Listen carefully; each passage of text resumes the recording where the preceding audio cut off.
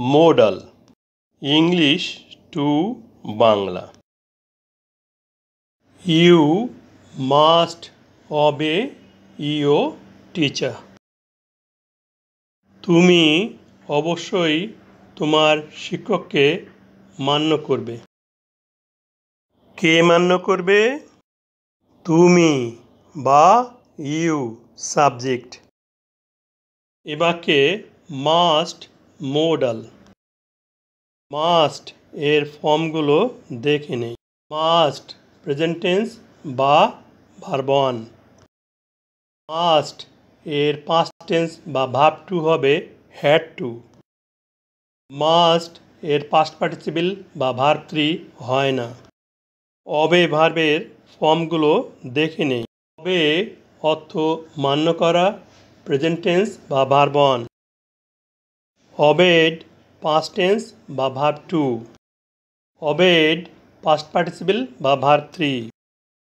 তুমি অবশ্যই তোমার শিক্ষককে মান্য করবে এ বাক্যে বাধ্যবাধকতা প্রকাশ পেয়েছে। বাধ্যবাধকতা বা অব্লিগেশন প্রকাশ করতে মোডাল হিসেবে মাস্ট ব্যবহার করা হয়। মাস্ট অবে অর্থ অবশ্যই মান্য করবে। মাস্টের পরে ইনফিনিটিভ টু উজ্জ আছে। ইনফিনিটিভ টু এর পরে ভার্ব অন অবে বসেছে। মাস্টের পরে ইনফিনিটিভ টু বসাতে হবে না, উজ্জ থাকবে। এখন সেন্টেন্সটিকে নেগেটিভ করব। মোডাল ভার্বের পরে নট বসালেই বাক্যটি নেগেটিভ হবে। এ বাক্যে মোডাল আছে মাস্ট, তাহলে মাস্টের পরে নট বসালেই বাক্যটি নেগেটিভ হবে। তুমি অবশ্যই তোমার শিক্ষককে মান্য করবে না। অর্থগতভাবে বাক্যটি ঠিক নহে। নটের জন্য শুধু না যুক্ত হয়েছে।